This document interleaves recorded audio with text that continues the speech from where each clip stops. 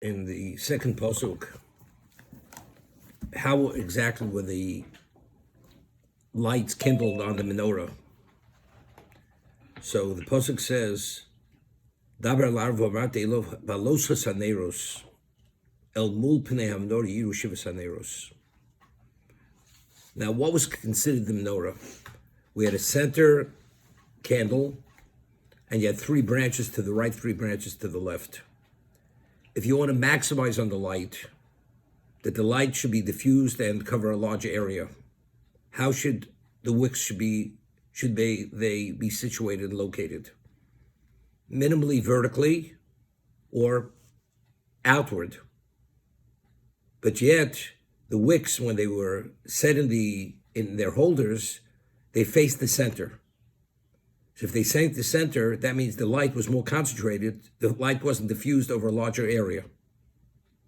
Now, firstly, when they kindled the menorah, the location that was illuminated, there was no one there. We're speaking about, it was in the covered sanctuary. It was the location where the menorah was. You had the golden table with the showbread to the left, and you had the golden altar in the center, which was known as the incense altar, right? Mizbach HaKtoris.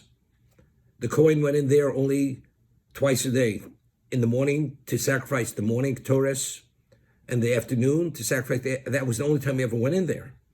So if that's the case, and the menorah burned from morning till evening, so what exactly was the value of that light? Evidently, definitely, God doesn't need its illumination. And no one there was there that the location had to be illuminated. And if it had to be illuminated, it could be illuminated just during that short period of time, but it was continuously burning throughout the daytime. What exactly was the value of illuminating, kindling the menorah? What was it? So therefore, as a result of that, more light, less light is irrelevant. The mitzvah is to kindle menorah, that those lights should burn, and they all, we'll see in a moment, Rashi, the outer stems, the wicks, they face the center. Rashi says, Baloscha first. Why is it called? It should say, Hadlokos chosam menorah. Hadlok is lighting. What's haloscha? When you elevate the light of the menorah, al shem shalav oleh. Because when you light a wick, the flame goes upward. So therefore, since the flame goes upward, that's the reason why the Torah uses the term, rather than kindling, baloscha. So we're speaking the hadloka, the lighting, within the context of it rises. So tzorch lahadlik, ashe shalheves ole me'eleh. The Kohen has to keep the fire there until not just touch the wick, but he has to leave it there till the fire naturally goes up. Baloscha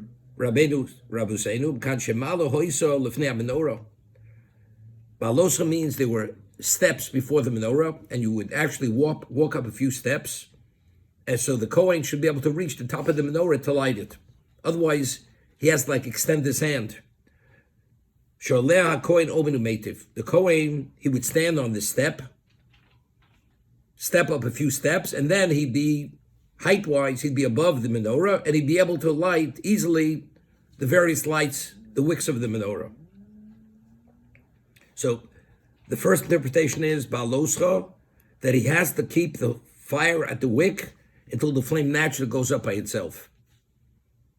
And the second, baloscha, means you step up before you light the menorah. You're elevated by stepping up.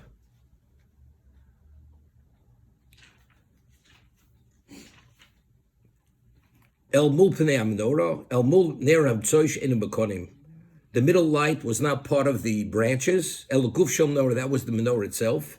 Yushiv zaneris. Shisha shal sheish zakonim. You had 6 lights on the 6 stems. Shlosha mizrochim, the 3 to the east. Ponim el lemul hemtzoi, hapsilu shebehem. The wicks faced the center. Chen shlosha marovim, and the 3 on the west. Rosh hapsilus lemul hemtzoi, and the tips of the wicks, they face the center. Loma, why? Why is that the Torah want to minimize the light rather than maximize the light. That you shouldn't think for a moment that God needs your light, that God needs your illumination.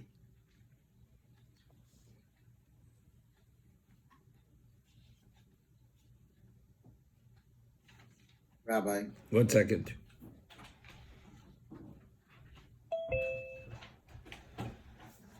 So here the Balaturim writes the words Pnei HaMenorah Iru. The Pnei HaMenorah Iru. The face of menorah will be illuminated, meaning the center candle. B'gematria v'chi ani l'orcha ani tzorech. Do I need your light? With a question mark. Do I need your light? That's Pnei HaMenorah Iru. By facing the middle light, the numerical value of those words is, do I need your light? God doesn't need our light. So therefore, we intentionally minimize the light that is diffused from that lighting rather than maximize it. Okay? Now first let's understand.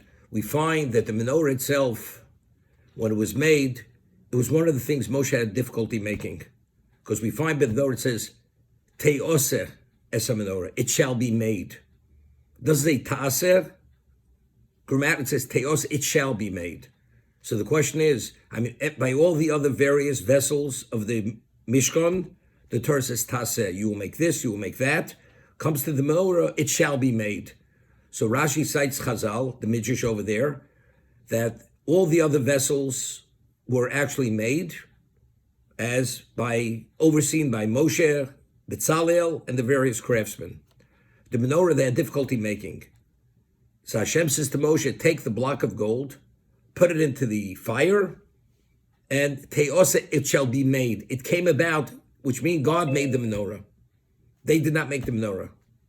Now the question is, what was the difficulty in making the menorah? That was the question we asked in the past. Every other vessel they were able to make, and if it's question, we speak of the physical structure. It doesn't seem to be that complicated and that intricate. And also it says he had a blueprint. He saw everything in fire at Sinai, Moshe Rabbeinu. So if you saw everything at Sinai, a fiery blueprint of it, what was so difficult to make the menorah? Yet it says he had difficulty making the menorah, and Hashem therefore had to say to him, just put the block of gold in the fire, and the menorah came out by itself. That's Te'oseh. But another interesting thing is, which we'll discuss in a minute, we find that Aaron, by the Chet Egel, exactly, he tried to delay them, and therefore he built the Mizbeach himself, the altar for the idolatry, and he told the people, gather the gold.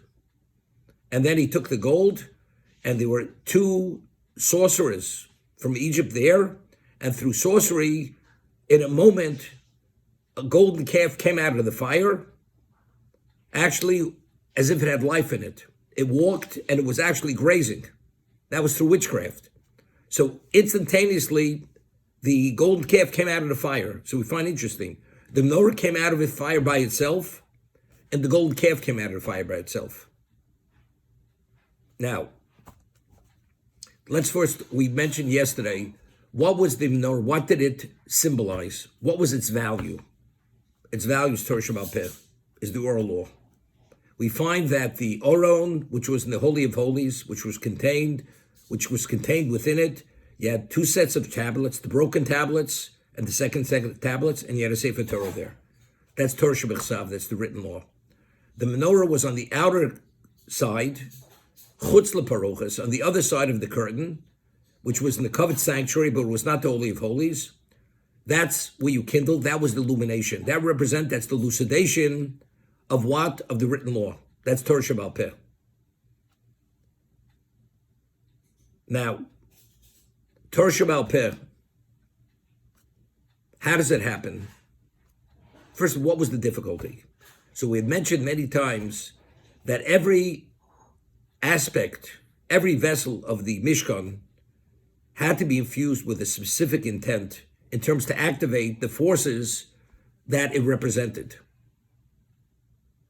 Like the Gemara says that as we had a Beis Hamikdash on the terrestrial level, There's a Beis Hamikdash in the spiritual realm, which parallels to the Beis Hamikdash on the terrestrial level. Meaning it's only a symbolism, it's a representation of spiritual forces, which is a spiritual counterpart to the physical Beis Hamikdash. That means every vessel, every detail of the Mishkan, to be effective in what it's meant to affect and to activate forces, it had to be infused with a specific intent. And that's why the Gemara says, Betzalu oversaw the Mishkan, Hayodei, we had this Gemara at the end of Brachos, Hayodei Yodea Letzarif Osios. He knew how to conjugate the letters of the Aleph Beis through which creation came about. So he knew how to conjugate those letters to activate those forces. So therefore, every vessel in the Mishkan was infused with a specific intent. So evidently, the difficulty with the menorah was not the physical structure of the menorah. That was the blueprint. But it was the intent that had to be infused with. What intent did it have to be infused with?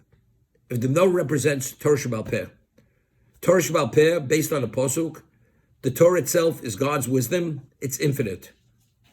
A finite person cannot, in any way, to any degree, infuse it with something which is beyond the person's capacity. Therefore, Moshe Rabbeinu wasn't able to infuse it with that intent to activate the forces to give us relevance to all aspects of Torah Sheba'al Peh. Therefore, the only one who was able to bring that about was only Hashem himself. Therefore, God said to him, take the menorah, take the block of gold, put it in the fire, and the menorah came out by itself, meaning it wasn't a physical form. Whatever had to be infused in it to bring about the end result, which is activate these forces, only Hashem could do that himself. 1 second. So I asked the question in the past, so why do you even have to put the block of gold in the fire? God should have done everything, right? There's a block of gold, instantaneously, you have a menorah. So we had said then, and it has to do, when the Kohen lights the menorah, it says he has to hold the fire there, and the flame goes up by itself. This is Yogata Motzoso. The Gemara says in the Gillah that if you want to come upon the truth of Torah, you have to toil. Yogata Motzoso. If you toil, you will come upon its truth. So Reb Chaim Brisker, whether he said in his own name or the name of Reb Chaim Volozhiner, explains, it doesn't say Yogata Hivanto. When you toil, you will understand. It says you toil, you will find. Meaning, you have to meet certain criteria before God gifts it to you. It's a mitzvah. It's like coming upon a find, a treasure. You just uncover the various layers of earth, and then you come upon the treasure which is there. The yigiyah, the toiling, is the prerequisite for God to gift it to you. That's motzosa. So therefore, the lighting of the fire, you keep the fire at the base of the wick. Now the fire goes up by itself. The flame, that's what's baloscha, said Neiros. The reason why Moshe Rabbeinu had to put that block of gold in the fire, that's the human initiative. That's your gato. That's what you do. The end result, when it comes about, that's God's doing. That's God's participation. Okay? As a result of that, so the question is, so Hashem says to Moshe, make the menorah, and then afterwards, he can't do it. So why does Moshe have to go through this exercise of understanding that he can't do it, and then Hashem says, just put it in, and it'll come about. I mean, if Moshe was supposed to have the intent, and every aspect of Mishkan had to be infused with that intent, so why do you even tell him to make the menorah? It's an impossibility. So why do you have to go through that exercise? Seems it's an exercise of utility, trying, it doesn't work. And then he says, fine, take the block, just put it in, and it comes out by itself. Before you go on, why couldn't Moshe knew Torah Sheba'al Peh? Why couldn't he infuse the menorah with Torah Sheba'al Peh? Moshe Rabbeinu doesn't know every aspect of Torah Sheba'al Peh. Doesn't. It's endless. It's infinite. Moshe, you keep coming upon new horizons because Hashem gives you those understandings, but the various horizons are endless. So now, we find that Moshe, when he was in heaven, it says every day he studied the Torah. God taught him the Torah's entirety. At the end of the day, he forgot it. And this exercise repeated itself 40 times. And finally, on the 40th day, Moshe was able to retain the Torah that Hashem had taught him. That's what happened. So the question is, factually, to learn the Torah's entirety in one day is a miracle. It's miraculous. And as he retained it on the 40th day, he could have retained it, Hashem could have had him retain it on the first day. So what exactly was the lesson Hashem was teaching Moshe Rabbeinu? As much as you think you have it, you don't have it unless God says you do have it. It was only after going through the exercise 40 times, teaching them only on the 40th day was he able to retain it. What he's teaching them is the human faculty, the brain, the mind, that processes information which has relevance to the physical, to the material world. Something which represents the infinite, this you needs God's participation. Unless God himself allows it to come about, it doesn't come about. So therefore, the lesson Moshe Rabbeinu was taught, he studies it the first day, he has it in entirety. Of course, it's miraculous. But the information, in terms of its application, is physical information. Whether it's torts, damages, marriage, whatever it is. But all the various, when it touches the outer reaches of existence on every level, that you don't have a sense, because you don't know to what degree it touches it. As a result of that, Moshe Rabbeinu had to go through this exercise 40 times, and only after the 40th time was he able to retain it. That was the lesson taught to Moshe Rabbeinu. Identically, in terms of the block of gold, it's to demonstrate the Torah itself is not something based on your capability, your capacity, because it's beyond any human capacity. Therefore, by putting the block into the fire, it's the equivalent of going through the process over and over, and it only happens when Hashem allows it to happen. That's the understanding. Okay? Now, it's interesting. We said, he says, put the block in the fire, came out a finished product, the menorah, with the intent. The Erev Rav, the gold was put into the fire, into the kiln, and the idolatry came out. Now, we had a Balaturim. The Balaturim mentions that idolatry is mentioned in the Torah 48 times. 48 times. This is in Parshas Yisro. And we find that the laws pertaining to a ger, to a convert, are mentioned 40 times. Why? Because the ger, he abandoned his idolatry and he accepted monotheism. He accepted the Torah. So the 40 times ger, the convert, is mentioned, is to correspond to the 40 times which idolatry is mentioned, which he severed his relation with that idolatry. That's what the Balaturim says. Okay? Now, so what I said, what's interesting, in the 6th parak of chapter of Pirkei Avos, how many ways do you need to acquire Torah? Memches dvarim she'atorah niknas behem. The 48 ways the Torah, you acquire the Torah. So we have idolatry 48 times. The ger, when he converts, what is he terminating? He severs his relationship with the idolatry. That's the ger. And what is Torah? How do you acquire Torah? You have to go through 40 in its entirety. You have to go 48 levels of achievement to acquire the Torah in its entirety. So again, it's memches. Okay, so now it's very good. So what is the antithesis, or what's the counterforce against idolatry? Barasi Yitzhak Barasi Torah Tavlin. What's the antidote to idolatry? The ultimate, it's the Torah itself. Correct? So if the Torah came about by putting it in, how did idolatry come about? It was the same, came about by, they put it in, all of a sudden the golden calf comes out. Hashem says, take the gold, put it in the kiln, the menorah comes about. It's the same, it's what we call zelu mazeh. It's a counterforce. The way one thing happens, the other thing happens in the same way, and it's like you go toe to toe, and only then are you able to deal with the counterforce. That they're parallel one against the other.